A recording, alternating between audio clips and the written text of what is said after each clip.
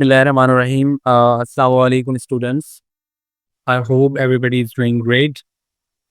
Today's topic is pain pathophysiology or pain mechanism. This would be the second and last topic of neurological disorders. So, pain, of course, an unpleasant sensations. Pain को different perspective से जाना जाता है। आप अगर उसको locally हमारे Asian perspective में देखें तो बड़ा as we people are very sensitive people, so we take this as very closer to the heart. But physiologically एक बहुत ही एक कॉन्सेप्ट है कि पेन किसी बॉडी के अंदर कोई भी प्रॉब्लम हो रही है, उसके लिए बड़ा एक अच्छा साइन होता है कि पेन है, इट मीन्स कि देयर इज समथिंग रॉन्ग। तो पेन एक अनप्लेजेंट सेंसेशन है, of course.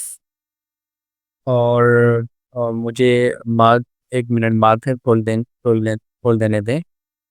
I must highlight those points which I am speaking about. So, pain and unpleasant sensation, of course, emotional experience associated with actual or potential tissue damages. Of course, जब भी body का tissue damage होता है, तो उस tissue के damage होने के नतीजे में कुछ अनप्लेजेंट सेंसेशंस होती हैं, या बुक ने बड़ी अच्छी डेफिनेशन लिखी है कि इमोशनल एक्सपीरियंसेस होते हैं। ठीक है। अब उस टिश्यू के खुद के डैमेज होने की वजह से तो एक्चुअल डैमेज कहलाता है, या तो फिर उस एक्चुअल डैमेज की वजह से जो पोटेंशियल टिश्यूज के ऊपर पोटेंशियल डैमेज होता है उसकी वजह से भी अनप्लेजेंट सेंसेशंस होती हैं। Most of the time I will be sharing the examples in the next slides. So unpleasant sensations या इमोशनल एक्सपीरियंसेस टिश्यू डैमेज से रिलेटेड पेन की एक डेफिनेशन है। इसी को हम पेन बोलते हैं। Pain is just a warning sign to prevent the further damage. और उस डैमेज के नतीजे में जो पेन होता है वो एक्चुअली हमारे लिए एक वार्निंग साइन होता है, and that is not the sign और सिम्टम, उसमें नहीं फंसना। वार्निंग साइन है, बस एहतियात करने के लिए हमें एक जो है ना वो सिग्नल मिलता है कि you have to do something to prevent the further damage. So another definition is unpleasant sensation carried by the stimuli in a weighted tissue।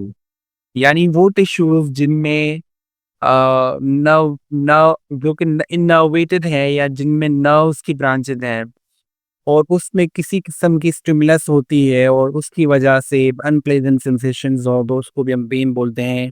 और वो नर्व्स की जो ब्रांचेज हैं या वो नर्व्स का जो उनके अंदर नेटवर्क है, और वो जाके एंड होता है एक किस्म के खास रिसेप्टर्स पे, और उन रिसेप्टर्स का नाम नोसिसेप्टर्स हैं, जो कि पेन रिसेप्टर्स हैं। पेन रिसेप्टर्स और नोसिसेप्टर्स। और इंटरेस्टिंगली आपके सुपरफिशियल पार्ट्स में जैसे स्किन हो गया या म्यूकस मेम्ब्रेन, इन इन इन पार्ट्स के अंदर नोसिसेप्टर्स का बड़ा अच्छा रोल है, और इससे रिलेटेड न्यूरॉन्स का भी। some for example, we have some dead cells as well। अगर हेयर कट करते हैं तो हमें दर्द नहीं होता, because nociceptors are not there. Nail cuts करते हैं तो हमें दर्द नहीं होता। समटाइम्स स्किन इन अ वे, अगर उस तरीके से हम लोग थिकर स्किन को कट कर लेते हैं तो हमें नहीं मिलता। लेकिन सुपरफिशियल पार्ट्स और देखें, स्किन बहुत ज्यादा पेनफुल होती है अगर स्किन को जो है ना वो कट किया जाए, या स्किन को कुछ कुछ शार्पनेस फील हो या समथिंग। तो पेन सुपरफिशियल पार्ट्स में ज़्यादा होता है। क्यों होता है? वो इनर्वेटेड टिश्यूज़ में, स्पेशली वहाँ पर जहाँ पे न्यूरॉन्स की या जो नर्व्स के एंडिंग्स रिसेप्टर्स हैं, जिनको हम नोसिसेप्टर्स बोलते हैं या पेन रिसेप्टर्स बोलते हैं, उनकी वजह से वो सेंसेशंस, जो अनप्लेजेंट सेंसेशंस है, वो दिमाग तक जाती है उनके ज़रिए, और हमें पेन फील होता है। तो नोसिसेप्टर्स आर वेरी इंपॉर्टेंट। और मैंने तो तकरीबन 3-4 एग्जाम्स दिए हैं इसके बाद, ग्रेजुएशन के बाद। तो ये question commonly after the graduation भी पूछा जाता है कि जी पेन रिसेप्टर्स का नाम नोसिसेप्टर्स है, और हो सकता है कि आपके एग्जाम में भी ये आ जाए। नोसिसेप्टर्स जो रिसेप्टर्स हैं उनसे कैरी करते हुए हमारे पास 3 किस्म के खास फाइबर्स होते हैं या न्यूरॉन्स होते हैं जो कि नर्व जो जो रिसेप्टर्स होते हैं जो कि कैरी करते हैं सेंसेशंस को। तो जिसमें ए बीटा फाइबर्स होते हैं, ए डेल्टा फाइबर्स होते हैं और सी फाइबर्स होते हैं और we will be just discussing this 2 types of fibres here. और इसलिए तो दो ताकि आप दोनों के बीच में जो फ़र्क है वो वाज़ेह तौर पे महसूस कर सकें। ए डेल्टा फाइबर्स और सी फाइबर्स। ए डेल्टा फाइबर्स मायलिनेटेड जो है वो न्यूरॉन्स होते हैं या रिसेप्टर्स होते हैं। जो सी फाइबर्स हैं वो अनमाइलिनेटेड होते हैं। A delta fibres fast pain conducted यानी जब भी किसी किस्म की फास्ट या इंटेंस पेन होता है तो ए डेल्टा फाइबर्स होते हैं जो उसको कैरी आउट करते हैं और उसकी स्पीड 3 to 85 या 3 to 8 और मे बी 4 mm/s होगी मिलीमीटर पर सेकंड। तो these are very the fast conducting and for the pain type of very intense बहुत ज्यादा इंटेंस पेन के लिए ई डेल्टा फाइबर्स एक्टिव होते हैं और उनकी स्पीड ये है। जबकि सी फाइबर स्लो पेन के लिए डल पेन स्लो पेन में ये एक्टिव होते हैं और इनकी स्पीड 0.5 से लेके 2 mm/s है। ठीक है जी, तो the difference of the speed and that the type of pain on which which type of receptor और फाइबर इज बीइंग एक्टिवेटेड, तो ये आपको क्लियरली यहाँ पे डिफरेंस का पता होना चाहिए। ए डेल्टा फाइबर्स वेल लोकलाइज्ड हैं जबकि सी फाइबर्स मोर डिफ्यूज्ड हैं। यानी किसी किस्म का अगर शार्प पेन हो कोई एक जगह पे स्पेसिफिकली कोई पिकलिंग पेन हो या पिंचिंग पेन हो तो वहां पर डेल्टा फाइबर्स।